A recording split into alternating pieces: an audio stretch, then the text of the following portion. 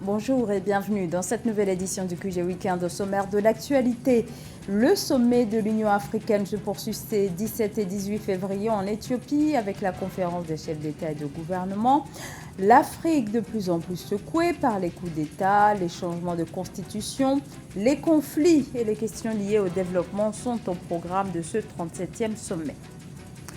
Le marché des fleurs, une industrie florissante au Kenya, un sous-secteur agricole qui connaît une croissance très rapide, représentant près d'1 milliard de dollars chaque année. La couverture maladie est un régime capital pour des centaines de millions d'Africains qui vivent sous le seuil de pauvreté et qui accèdent peu aux soins de santé. Illustration à suivre dans ce journal sur la situation en Afrique du Sud où le gouvernement annonce son intention de mettre en place une couverture maladie universelle. L'ajournement avait provoqué une levée de boucliers de la part de l'opposition et de la société civile qui ont dénoncé un coup d'État constitutionnel. Au Sénégal, nouveau retournement de situation. Le Conseil constitutionnel déclare contraire à la Constitution la loi repoussant de 10 mois l'élection présidentielle et le maintien du président Macky Sall dans ses fonctions au-delà du terme de son mandat. Le Conseil constitutionnel ne fixe pas de nouvelles dates pour l'élection présidentielle, mais invite les autorités compétentes à organiser le scrutin dans les meilleurs délais. Mildred Yamou, Fatma Nyang. Le Conseil constitutionnel du Sénégal s'oppose au report de l'élection présidentielle du 25 février. Le 15 février 2024, la plus haute instance judiciaire du pays a invalidé le projet de loi adopté par le Parlement reportant la présidentielle au 15 décembre 2024, le jugeant illégal et estimant qu'il ne respecte pas la Constitution. L'annulation du report de l'élection présidentielle au Sénégal fait suite aux nombreux recours déposés par plusieurs députés et membres de l'opposition qui évoquent notamment une violation des dispositions constitutionnelles. À mon avis, c'est une décision qui est sage, c'est une décision qui est conforme, si vous voulez, à la marche des institutions. C'est une décision qui respecte la séparation des pouvoirs, mais surtout, c'est une décision qui montre que le Conseil constitutionnel est là pour veiller au respect scrupuleux des dispositions de la Constitution de notre pays, et c'est tout à son honneur. Après examen des requêtes, le Conseil constitutionnel a déclaré que la durée du mandat présidentiel, fixée à 5 ans par la Constitution, ne pouvait être modifiée par une loi temporaire et spécifique et que la décision violait les principes de sécurité juridique et de stabilité des institutions. Le Conseil a toutefois reconnu l'impossibilité de maintenir le scrutin au 25 février, compte tenu du retard pris par l'examen des recours. Dans un communiqué publié le 16 février 2024, la Communauté économique des États de l'Afrique de l'Ouest, CEDEAO, a appelé le gouvernement sénégalais à fixer un calendrier électoral, conformément à la décision de la haute juridiction. Que l'on pourrait dire, alors que cette décision a un enjeu fondamental, il remet en scène le Sénégal que l'on connaissait, qui avait donc un petit peu commencé à dévier de la voie de la démocratie. Aujourd'hui, la décision du Conseil constitutionnel ramène le Sénégal dans son sillage et la voie tracée par ses prédécesseurs et par sa population, comme quoi que ce sont des adeptes de la démocratie, c'est des militants de la démocratie. Par ailleurs, dans le cadre d'une tentative d'apaisement, le président Macky Sall a ordonné la libération d'une dizaine de détenus politiques. Parmi eux, Aliou Sané, coordonnateur du mouvement citoyen Y en a marre, ou encore Toussaint Manga, membre du parti d'opposition PASTEF. L'opposition demande un ajustement du calendrier électoral pour compenser les jours de campagne perdus en raison du report des élections, mettant en avant l'importance de l'ordre public, de la paix et de la stabilité des institutions. Le Conseil constitutionnel a exigé la tenue de l'élection présidentielle dans les meilleurs délais, alors que le mandat du président Macky Sall expire officiellement le 2 avril 2024. Le président Macky Sall a réagi ce vendredi. Il dit prendre acte de la décision du Conseil constitutionnel et s'engage à organiser la présidentielle dans les meilleurs délais sans plus de précision. Le 37e sommet des chefs d'État de l'Union africaine se poursuit au siège de l'organisation à Addis Abeba en Éthiopie. Une trentaine de présidents et de chefs de gouvernement sont attendus ce samedi pour ce sommet qui se tient dans un contexte difficile entre nouveaux coups d'État, crise au Sénégal et tractations pour la présidence tournante de l'Union africaine qui devrait cette année être assurée par le président mauritanien Mohamed Ould El Ghazouani qui prendra le relais de son homologue comorien Azali Assoumani. Je vous propose de retrouver sur place à Addis Abeba Joseph Moifo depuis le siège de l'organisation.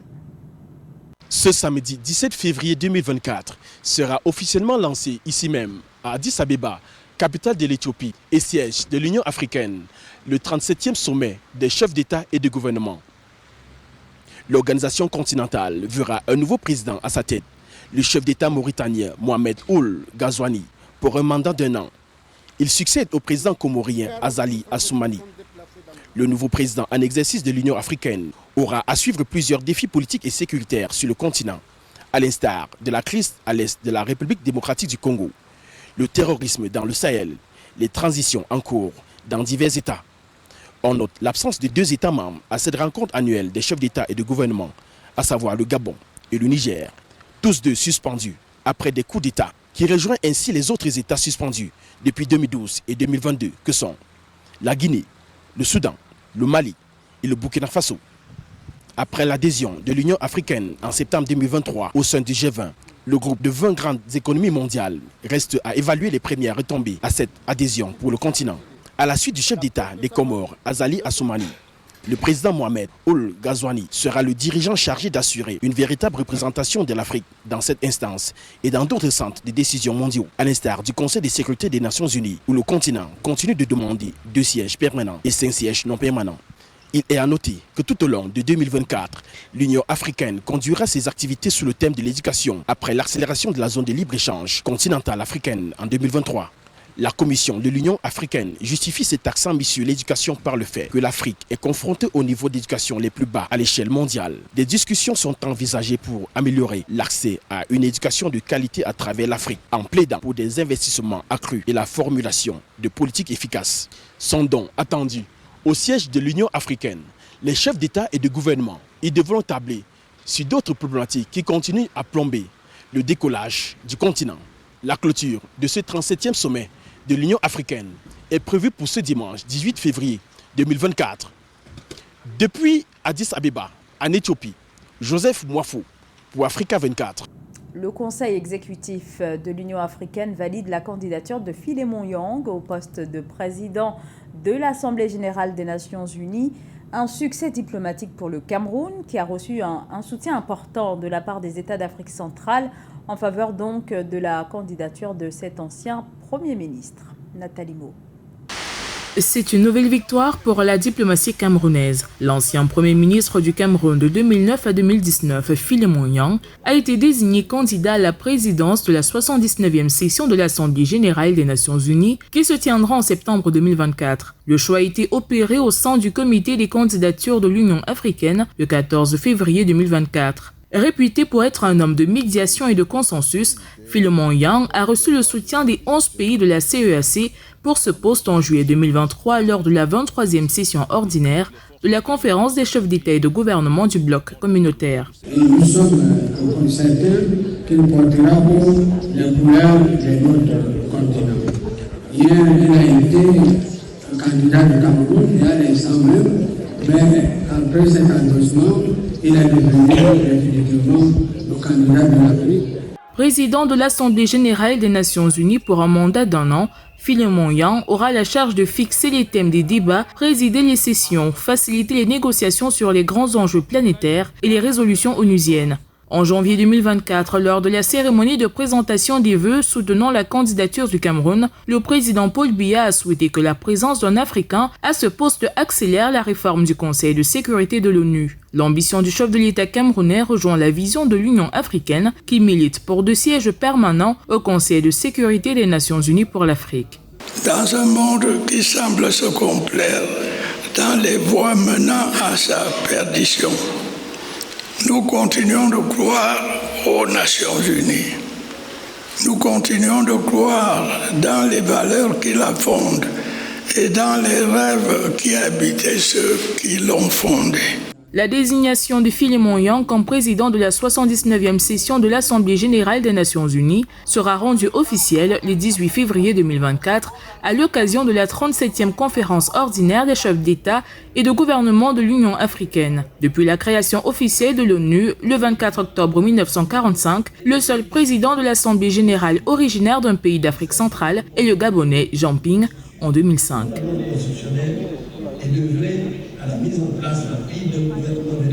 Gros plan maintenant sur le marché des fleurs et en matière florale.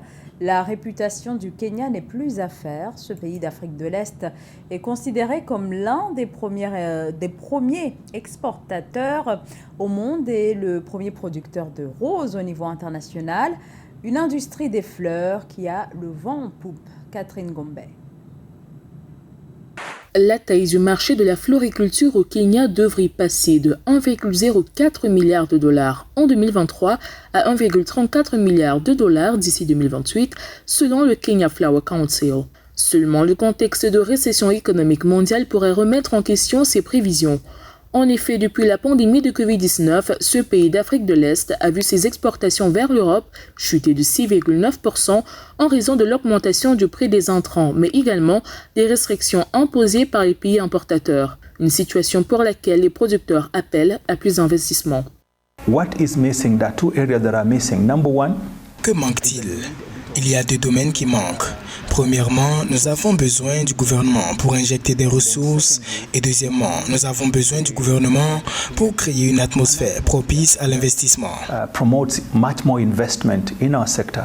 Les fleurs kenyanes sont exportées dans plus de 60 pays dont les principaux acheteurs sont les Pays-Bas, suivis du Royaume-Uni, de l'Allemagne et de la Norvège. La demande concerne surtout les roses dont les exportations totales se sont élevées à 550 millions de dollars en 2021, les œillets, les lys et l'arabicum.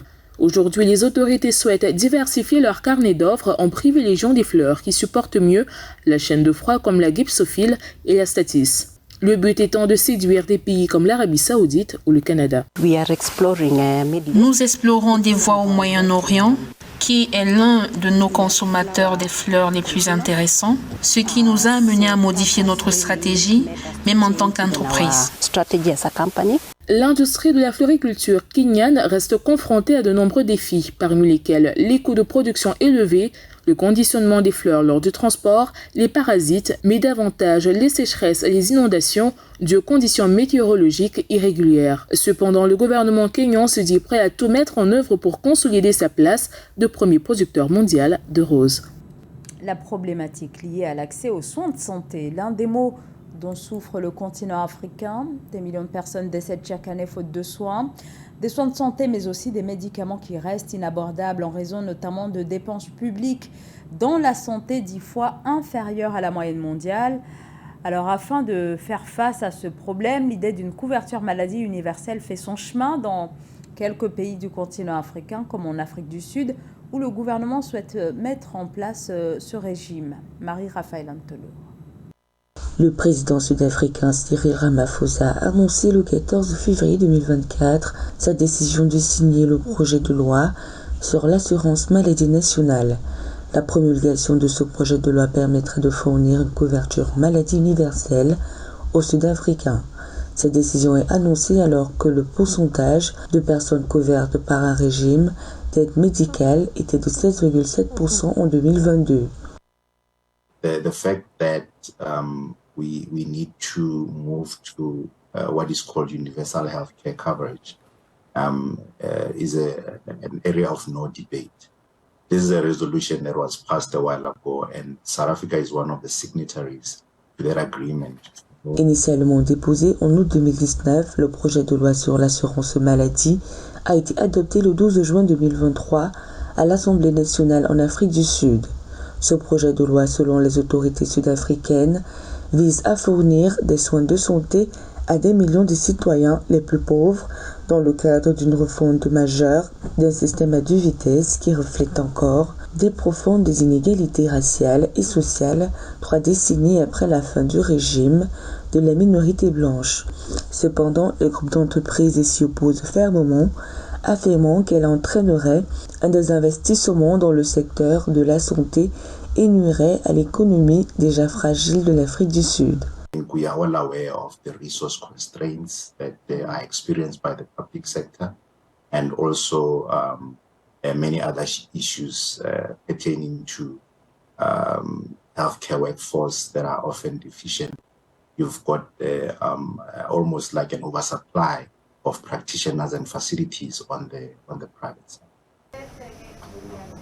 The main thing that I've gained is just, Soulignons que cette annonce est faite alors que le système de santé en Afrique du Sud est confronté à des disparités entre l'accès et la qualité des soins fournis par les secteurs publics et privés. Selon International Citizen Insurance, 80% des médecins travaillent dans le système privé, délaissant ainsi le système public qui est constamment à court de ressources. Avec ces décisions, le président sud-africain souhaite que d'ici 2030, le pays garantisse l'accès à des services de santé de bonne qualité fournis par les secteurs publics et privés à tous les citoyens et résidents du pays, quel que soit leur statut socio-économique.